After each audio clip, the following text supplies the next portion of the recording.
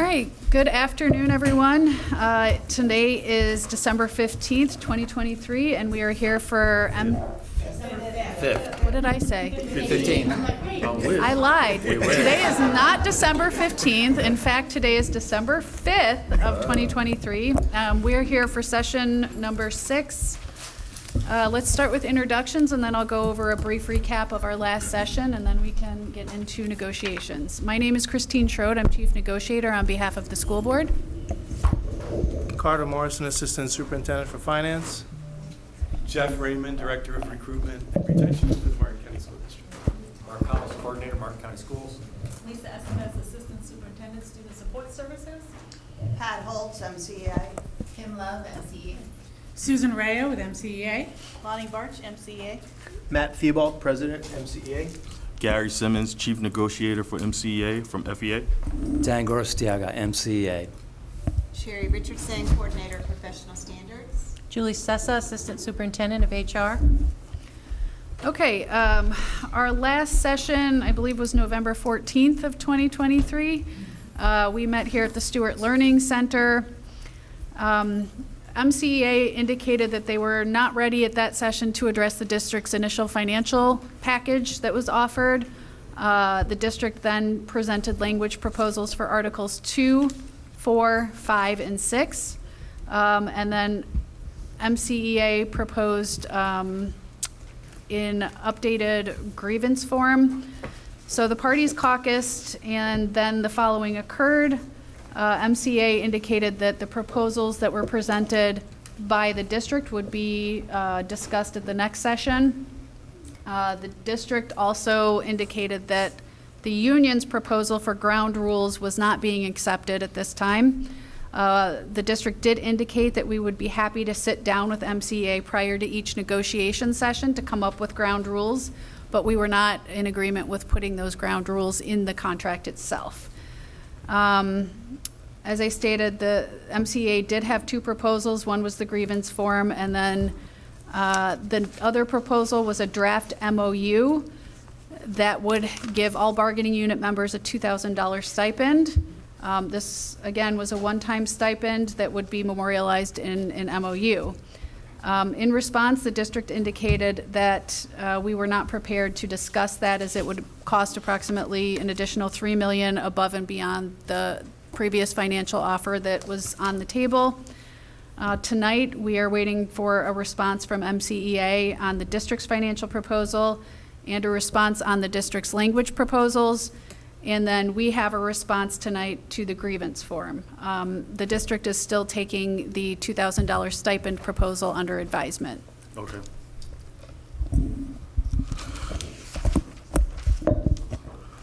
Labor doesn't disagree or dispute any of the recollections of the last session. Today, we're prepared to offer a response to the district's pay for performance proposal. We're also ready to respond to the district's proposals in Article 2, Article 5. So we'll have a couple of those responses for you today. So I think that it's best to start with the pay for performance counter proposal. So that counter proposal is going to be, I have a presentation for that. Okay, you want me to let us in? Sure, thank you so much.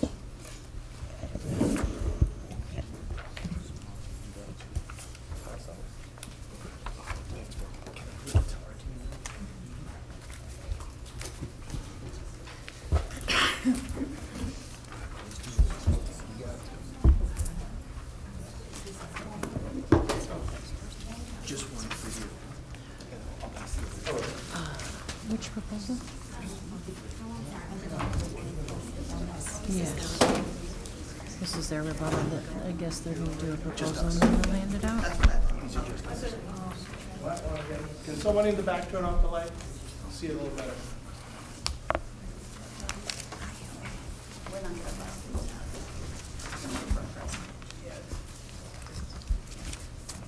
Not that dark. This one. There you go. This one? Yeah.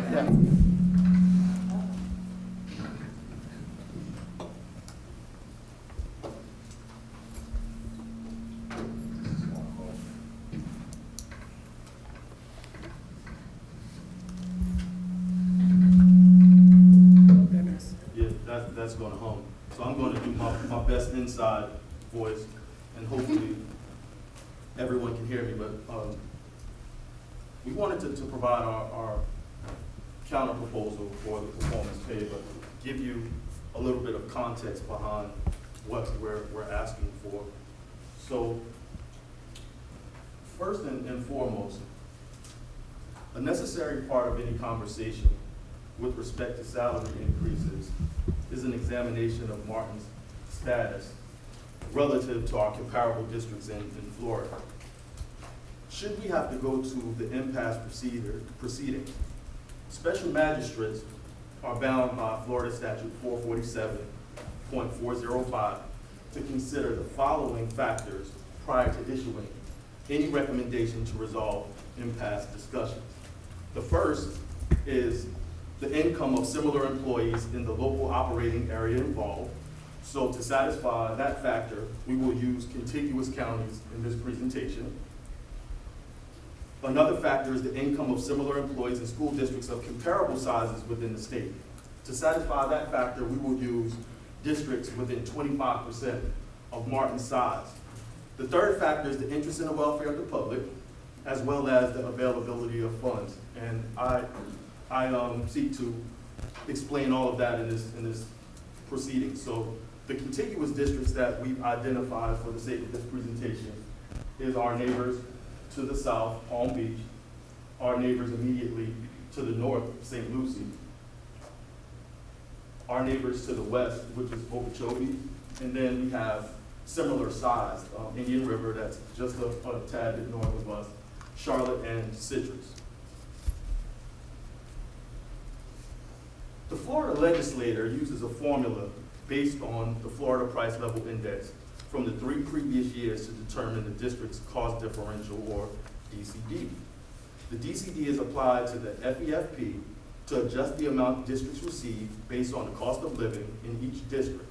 So the more expensive the districts are to live in, they get adjusted upwards. Martin County is and has been the second most expensive county in our group of comparables for years. We were the 11th most expensive place to live in 2016-2017, and we're currently the 7th most expensive place to live. So the numbers that you see is the calculation from the commissioner on the DCD. In 23-24, they changed it from DCD to a comparable wage factor. However, the formula to calculate these numbers remain the same, and that's embedded in statute. So you'll notice that Martin, outlined in green, received a comparable amount of dollars as Palm Beach does, and just a little bit more than Indian River. I also want you to take notice of Charlotte, which is 25, and the state rank is 25, and how much their calculations is, along with Okeechobee and Citrus. And for the sake of the record, I do want to state that I'm the chief negotiator in the Indian River and Okeechobee contract proceedings. So this particular slide looks at the 10 most expensive districts in Florida and ranks their 22-23 salary as per the Department of Education's website. Now, one would expect that the most expensive districts that are provided the most money by the legislator in recognition of the cost of living would have the highest salaries. This holds mostly true for a few districts, but in Martin County, as the 7th most expensive county in the state, ranks 46th out of 67 counties in average teacher salary. And that's one of the areas that we need to fix. So what I included on this is a couple of factors. So this column is the 2023-2024 settlements of these other areas. We all know where Monroe is. Monroe is in the Keys. Their cost of living is incredibly high. They rank number 2. But look where at with comparable salaries, how much students that they have enrolled, the comparable wage factor points in comparison to what Martin's comparable wage factors are. Their average salary, Martin's average salary, what they did for their employees this year, 4,700 retention stipends, 600 to 1,200 in paid for performance. Their starting pay in Monroe County is 61,500. And just to take a look at some of these other areas.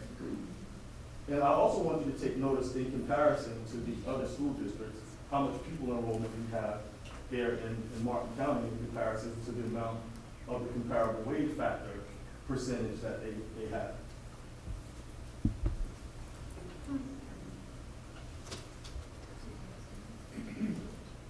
It hasn't always been this way though. In 2016-2017 school year, Martin was ranked 26th in the state and was right in the middle of our group of comparables. So the counties that I mentioned in the first slide, you'll see where Martin is as a result of using those as comparison. Now this is the average salary in 2016-2017. You'll see that in 2016-2017, Martin's average salary was $45,800. We were right in the middle of the pack. We were 600 above the state average salary and only $700 below our group average. Of these comparables, I want you to especially take notice of where Charlotte County is in 2016-2017. Now I want to take you to current. Martin is now ranked 46th in the state and is now at the very bottom of our group of comparables. We are now almost $4,000 below the state average salary and $3,700 below our group average. Now look at where Charlotte County is now in comparison to 2016-2017.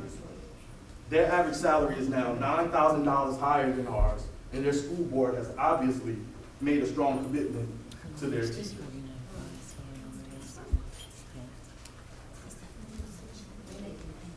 Who knows what they're adding?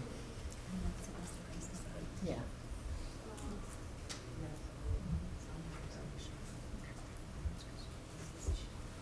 Yeah. So this is 7 years worth of data. Over these 7 years, Martin County has increased average teacher salary by almost $3,500 or less than $500 per year. Charlotte has invested in teacher salary 4 times as much as we have. The state average increased by over $1,000 per year, more than twice as much as Martin has increased.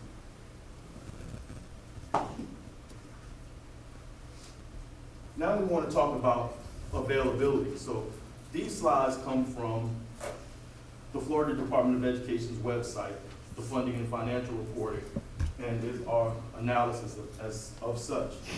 We have compared our salary to contiguous and similarly sized counties. Now we'll look at the availability of funds. Florida Statute 1011.051 requires that school districts maintain their assigned and unassigned general fund balances at a level not less than 3% of projected revenue. A fund balance is the excess of assets over liabilities at the end of the fiscal year. These figures reflect the actual fund balance as percentages of revenue. Martin County has maintained a fund balance roughly 3 to 4 times the 3% amount required by the state. Converting these percentages to dollars and cents, we see that we have maintained an excess of about $12 million over the statutory requirements in our fund balance for years. The MCEA proposal that you're going to see today only calls for $2.8 million. Please note that the district never overestimates the savings in the fund balance, and we can fully expect to see more of the same at the end of this year. In a complete opposite approach to the fund balance, the district always overestimates spending. At the beginning of the year, the district tells us how much it's going to cost to get through the school year. It's not until the following September that we realize year after year that we actually spent far less than what we were told we would at the beginning of the year. This is money that can be used for salaries. For example, if you look on this bar graph, In 2022-2023 school year, the district estimated that they would be spending $208,139,699. The district, at the end of the year, only spent $197,453,249. That's a difference of $10,686,450. This slide is taking a look at the district's instructional material objects on line number 5,500. Now, this is a very specific area in the budget that could easily be amended to accommodate MCEA's salary proposal of $2.8 million. The district has never spent more than $5 million on this object, and there's no indication that this year will be any different. If you look at 2022-2023, the district estimated to spend $8,846,615 in materials. They ended up spending $2,772,379. That's a difference of $6,074,236. Now, what we're asking for is $2.8 million. That could easily be found in the over budgeting of the material fees. In closing, over 400 educators left the district to find greener pastures. As I've shown with the contiguous and comparable school districts, there are plenty of districts that have greener pastures, and those districts have made a commitment to their teachers, communities, and students by investing in increasing the salaries of their teachers. Our students, our parents, the community, based upon the conversations that we've had with them, they're asking for one thing. That one thing is continuity. Parents don't want a revolving door of educators coming and going. They want continuity. They want to say that all of my kids had Ms. Jackson for chemistry, or Ms. Monroe had both of my children in kindergarten. That little third grader with the toothless grin wants to go to the cafeteria and see their kindergarten teacher and run up and give that teacher a hug because that was the first adult that they spent a lot of time with outside of the household. Parents want to recognize their teachers and bump into them at Publix or any grocery stores and have a quick conversation about how their students are doing in the classroom. Teachers want to have continuity. They don't want to do collaborative planning with colleagues and then the next school year, those colleagues aren't there anymore. And then they have to get accustomed to a brand new teacher and their teaching styles. And let's not even include the mentor capacity of it. Keep coming and going, and we have to continue to instill our veteran knowledge to the new teachers in the field. We have an opportunity to create these greener pastures right here. And after the last session, one of these great people in the audience said to us in the caucus that it's incredibly alarming that so many people are leaving this district to find other places to work at. We have beautiful beaches here. We have a beautiful community of tight-knit families. We have perfect weather. It's December 5th. It's 80 degrees. But our people aren't leaving this district because of the weather. They're leaving this district because of the atmosphere. We have to change the atmosphere. Matt, would you be so kind as to pass out the district's counter proposal?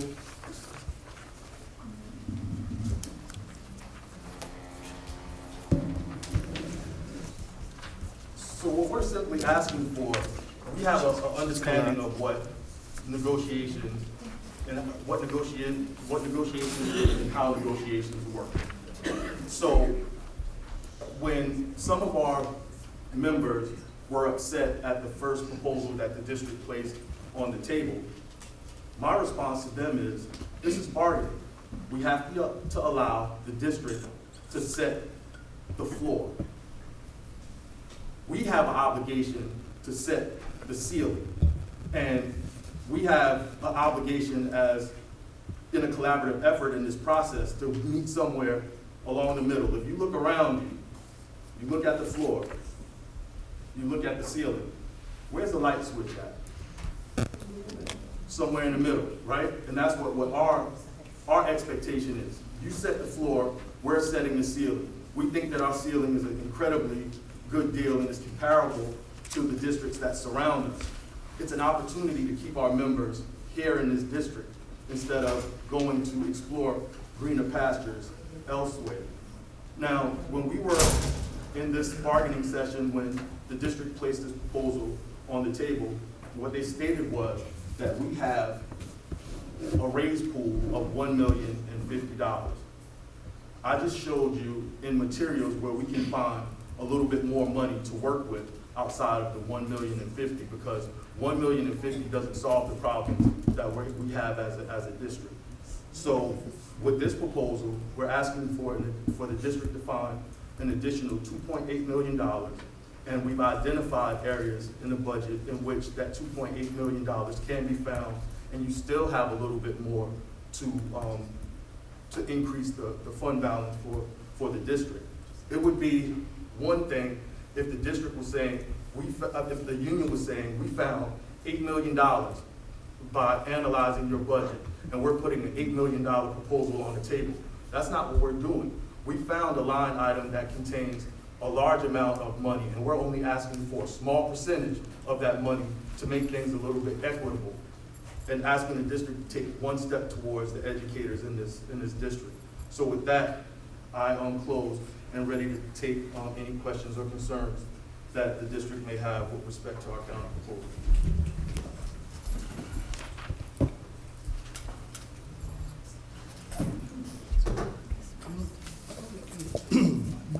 And I will display the counter proposal on the screen.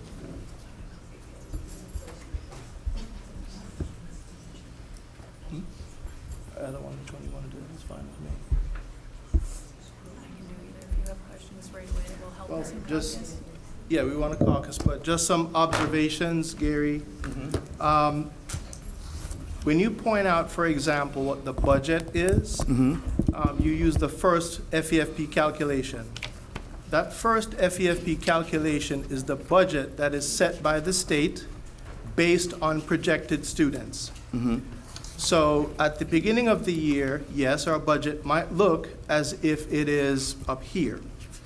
For example, I will tell you that on the 10-day count this year so far, we have lost 329 students, okay? Warm body counts. And so, of course, you have to send that money back to the state because if you don't have the students, you don't have the money. So that is a significant factor that affects our budget when you compare your budget at the beginning of the year versus what you actually spend, because of course you don't have the money, you have to send it back to the state. So that's a very significant difference. The object code that you've identified, object code 5000, that is where we pay our charter schools their pro rata share of FEFP dollars through that object code 5000. Clearly, I was not prepared this afternoon to respond to your presentation, but I think in all fairness, we should come back and lay the facts bare as they are. Another thing that I want to point out, and all one has to do is go back to our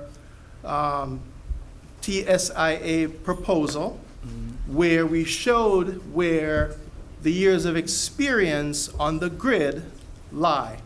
And the years of experience lie somewhere between 0 and 10, just off the top of my head right now. So what that means is, when you look at, and this is why it's a very, you have to be careful when you're using average teacher salary, because it depends upon the population of a particular school district.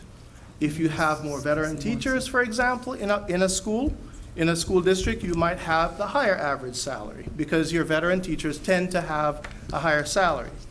But if you look at our population, you can see that somewhere between 0 and 10, again, this is off the top of my head, that is where, well, this is counting, yeah. This is where you have most of your population, so it does affect your average. which then obviously affects the average teacher salary. Some of the school districts that you showed on your presentation are growing. We are not growing here in Martin County. We are competing with charter schools, and we're also, I'm sorry, guys. I gave you the respect for your presentation, and I would just like to put on record some of the observations that I'm making.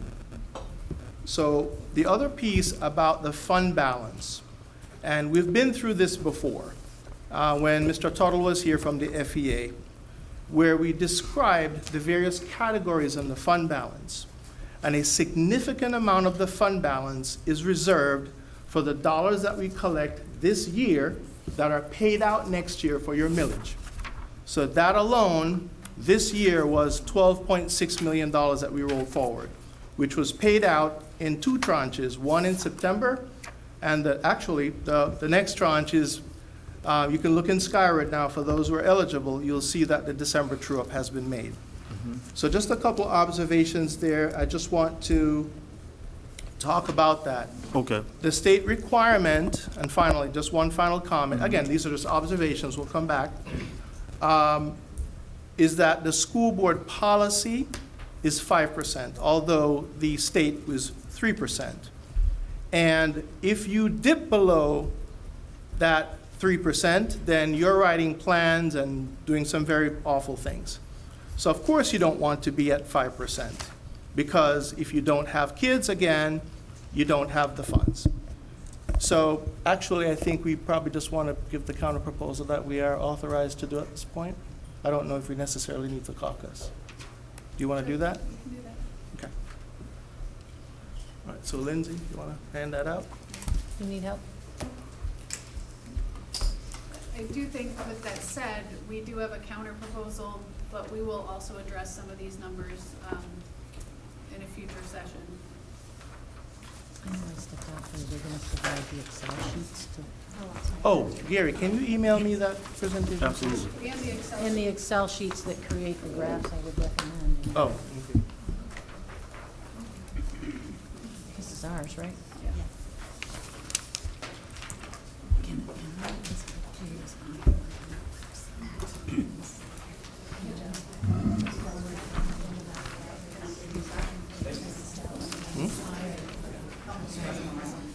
Carter, I would Yes. just like to have on the record my response to the statement about veteran teachers. Like, we have 1 to 10-year teachers, and other counties might have veteran teachers. It's possible. In the state of Florida, that no longer stands true, that veteran teachers are necessarily making that much more.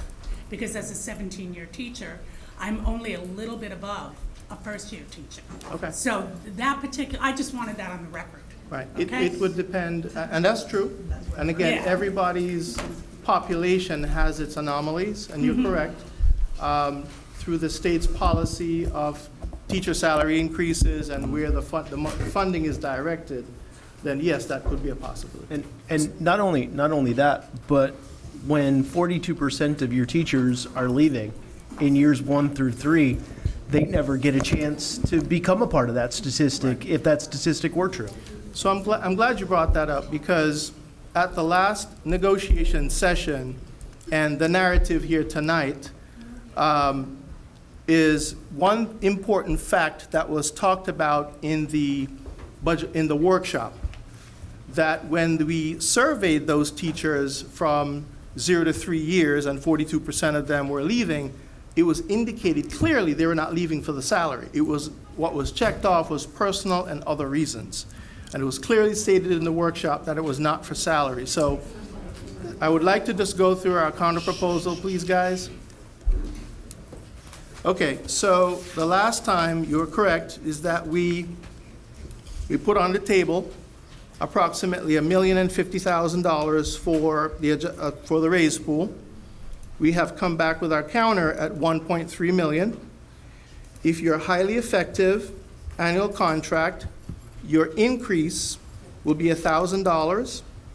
Again, we have teachers at this point that have still not We've loaded all the evaluations that we have into the system. I think that number only dropped by 1. If you look at last time around, it was 148. If you're effective, the amount is $750. PSC grandfathered schedule is $750, and by law is $700 for professional services for grandfathered schedule. That is what we're authorized to put on the table tonight. And of course, we'll have to take your counter back to the school board.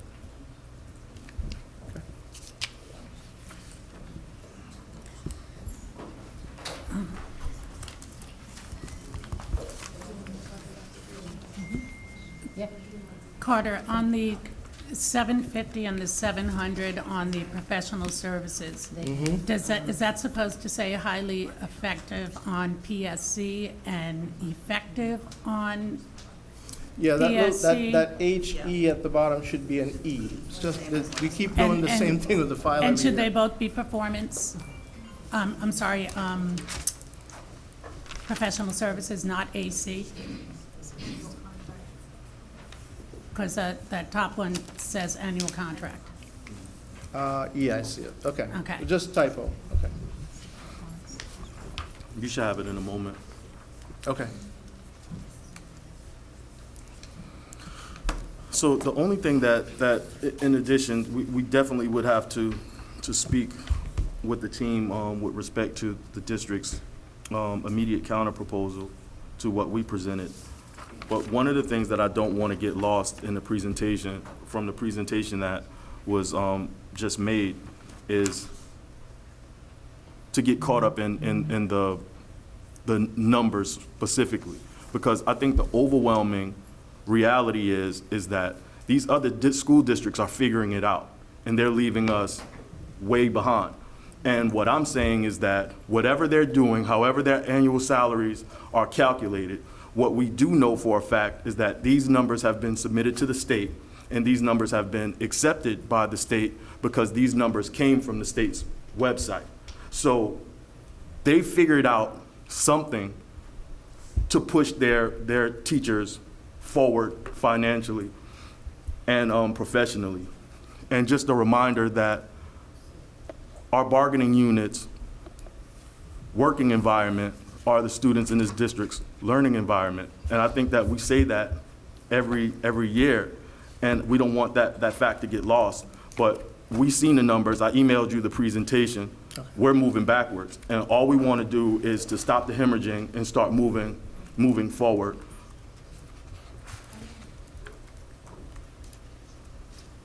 Oops. And I can just respond. Numbers can be manipulated in a lot of different ways, and we aren't able to respond. We don't know what went into these calculations. We don't know if it includes the stipends, if it includes any sort of millage. I mean, this is all something that we need to look at and digest and then respond to accordingly. And it might take a little bit of time.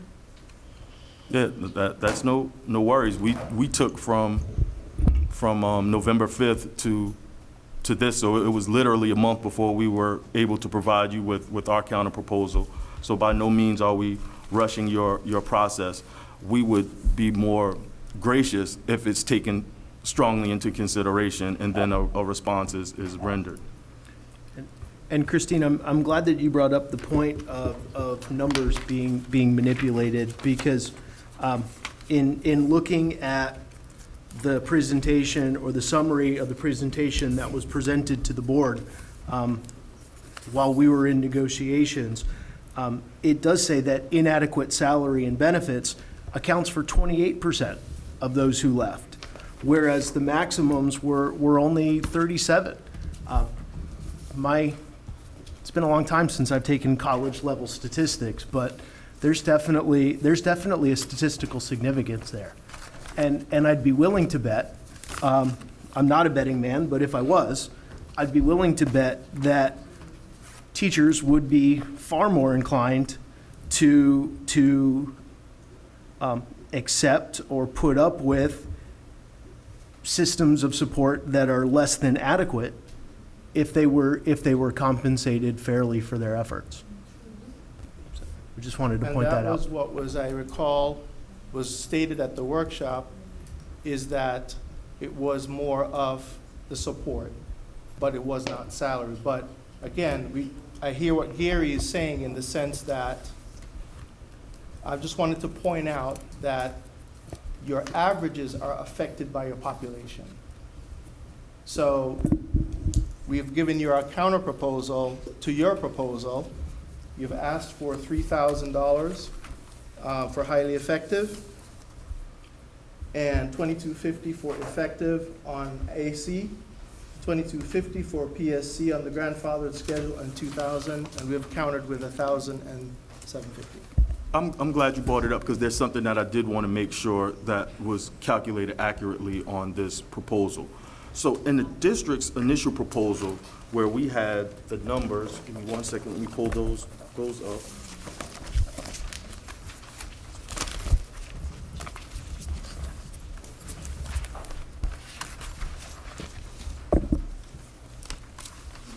So where the district had in their initial proposal 800 for highly effective, and then 800 and 600. In the spreadsheet that you sent over, that shaded field that we see on the screen that has the red asterisk on it, in the initial proposal, that field was filled with $500, $100 less than highly effective under professional services. And I just put that as a place filler because I didn't understand what that 500 represented. So we went to a flat 2,000. Your proposal had 600, and then that number below it was just $100 less than that one. I believe there was a desire to show that there's a difference between highly effective on PSC and effective on PSC.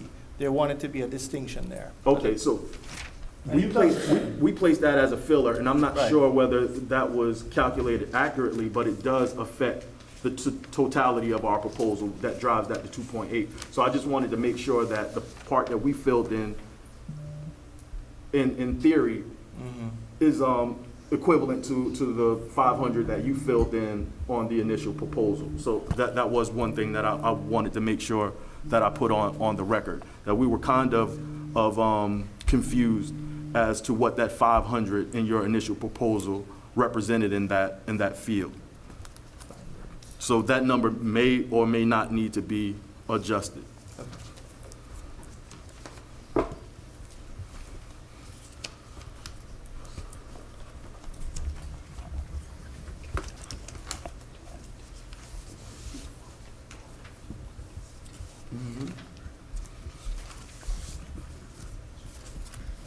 If the district is ready to move from the salary proposals, I do have responses to some of the articles, not all of them, because we did put a lot of our effort into the presentation and the proposal. So we do have a couple of things that we want to discuss.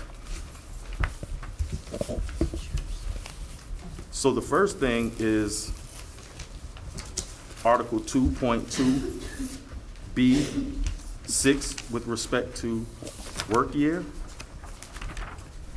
The district proposed a minor change from professional development to professional learning, and the union has no objection to that change.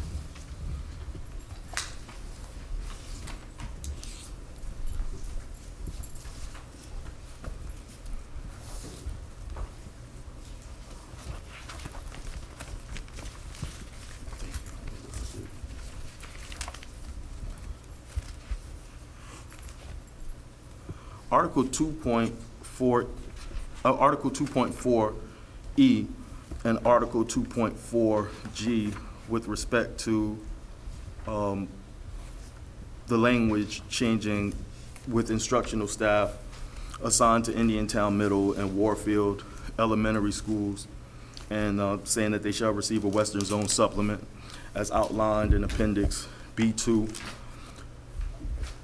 And also 2.4G. MCEA is not ready to move on this yet, And the reason being is because we're well aware that this, that we're currently in a contractual dispute with respect to this language. And we don't want to make any changes to the contract with respect to that subject until that issue is resolved. Once that issue is resolved, then we have no problem with making those corrected changes. But until that issue is resolved, we would like our contract to view in the same manner that, with respect to this language that exists now. So we're not interested in changing Article 2.4E and 2.4G at this particular time.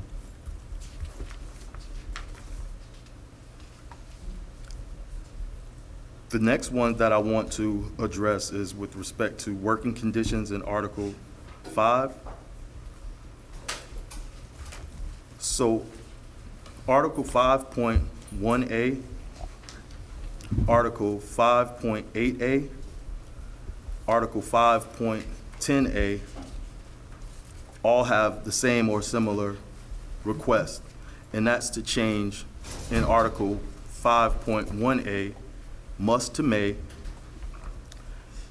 and in Article 5.8A and 5.10A to change shall to may. Labor is not interested in making those changes, and this is the reason why we want the record to be explicitly clear. The differences between must and may is the difference between having a suggestion and a mandate.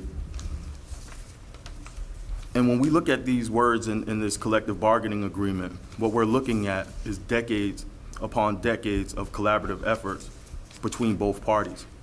And in one fall swoop of a pen, we're being asked to alleviate the school board of all of their responsibilities that were made by previous school board members who sat in those seats before them. Those commitments were made to make our contract a strong collective bargaining agreement. Agreeing to these changes and giving the board an option on almost every important aspect of our contract is not beneficial to our union members in any way, shape, or form. We think that having the language as must and having our language say shall gives us strength in the language that has been negotiated and gives the school board a responsibility to act upon the language that we've negotiated in the past, and we would like to keep that strength within the binds of the four corners of our contract. So with respect to Article 6.A, 5.1A, Article 5.8A, Article 5.10A, we're responding to that as we would like to keep that language the same. Article 5.5, the district is proposing to remove the last sentence about limiting observation time to 1 hour. When this language was proposed to MCEA, it was proposed in a manner that there may be circumstances in which longer than an hour would be needed for observation in our bargaining unit members' classrooms. If we look at the language that currently exists, there's an opportunity to extend that 1 hour time frame. If there's a need to extend or to have more than an hour, then the current contract language requires that agreement to be had by the teacher. What this language is doing is removing a teacher's say-so in this scenario whatsoever. So if a parent wants to be in a classroom for the whole day, what parameters do teachers have to control that? We're not interested in giving up the teacher's right to limit observation to 1 hour, and if more than 1 hour is needed, the language affords us an opportunity to have that discussion. We're comfortable with the way that language is written in our contract. We have no desire to give away our rights to limit observation to 1 hour. If there's a need for it, then there's language in our contract that affords that opportunity to have that discussion. And the last one is Article 6.5A.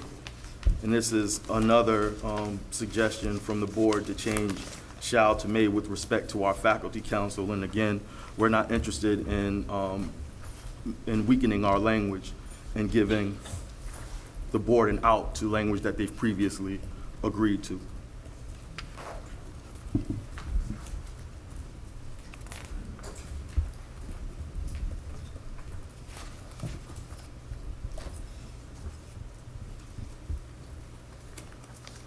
That's all the responses we have so far. We hope we can respond to the rest of them in the next bargaining session. Okay, and we do have a response to your proposal for a change in the level 1 grievance form, which is found in Appendix A. Well, apparently we didn't staple them. I think it's 2 sides, it's 3 pages and 2 sides.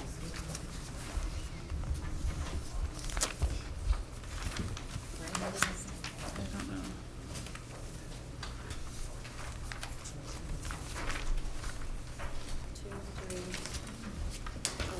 Does that say 5?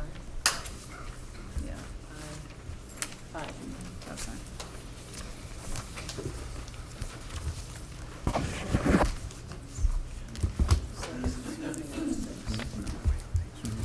All right, so they need to be separated.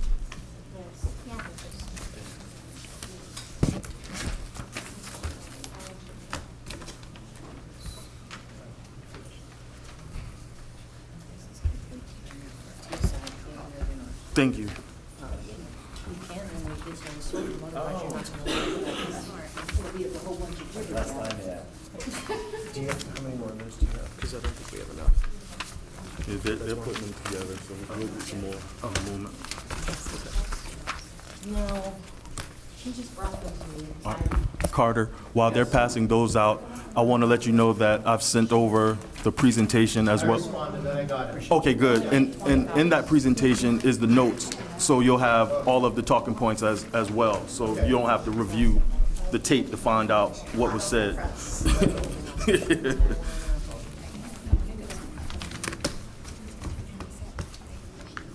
And I'll be more than happy to pass those along to you. I get it. No, I just don't want you to. All right.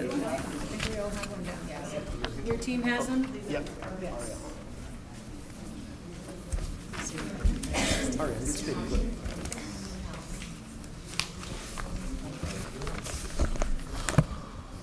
So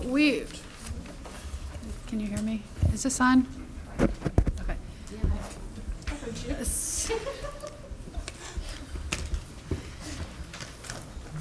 So we discussed our concerns with this form at the last session, and we were not comfortable with putting the chart right after the first box on page 1. We removed that. It's the check if you decided not to present this to your immediate supervisor because of discrimination or retaliation. We took that off. We're not in agreement with that. And then we also changed the listing any, it was page 2 at the top. The alleged violations, we added the word alleged, and then provide the articles, sections, and lines allegedly violated, and articulate why you believe it was violated. All right. It's not a big change. It's not a big change. No. And we have it in Word if he wants it.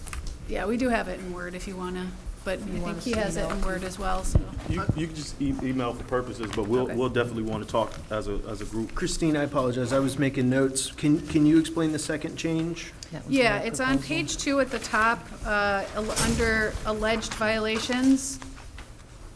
We added the word alleged, and then we changed the wording underneath the instructions where you're supposed to provide the articles, sections, lines that were allegedly violated, and then articulate why you believe it was violated. Yeah.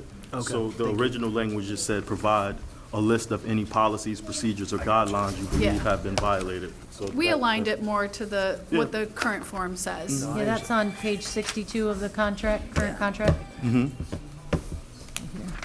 We added that to here. We took out this.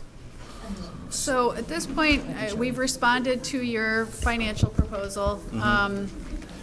I don't know if you want a caucus to consider our financial proposal, our counter this Well- evening. We're going to take your counter proposal and prepare to respond to that counter proposal. Okay. After you have an opportunity to thoroughly respond to our proposal. I want to take that opportunity away from you. So in the next, if there's a presentation or a response to what was presented today, we can give the district an opportunity to make that proposal, and then if it's necessary to submit a counter proposal, we'll do it at that particular time. I would like to have a caucus to discuss this grievance form and see if we can get a resolution to that Sure. this evening. Sure. Okay. Yeah.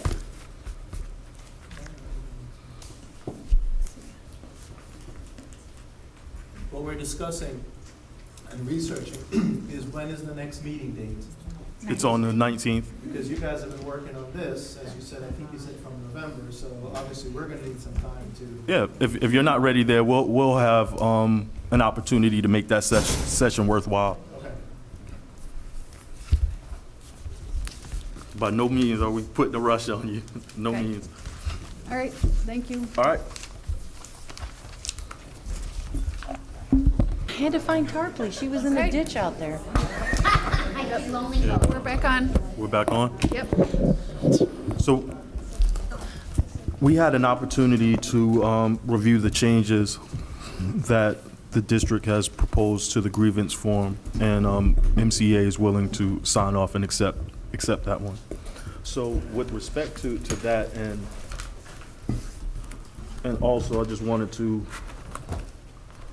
remind you all that we also have a tentative agreement on Article 2.2B6 with work year as well. And that, for the record, is the minor change from professional development to professional learning.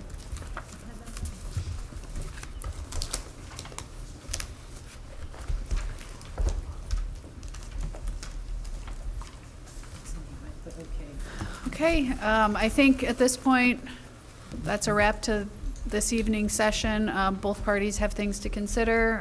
If there's any additional proposals regarding language, we can also look at that at our next session, which is currently scheduled for December 19th.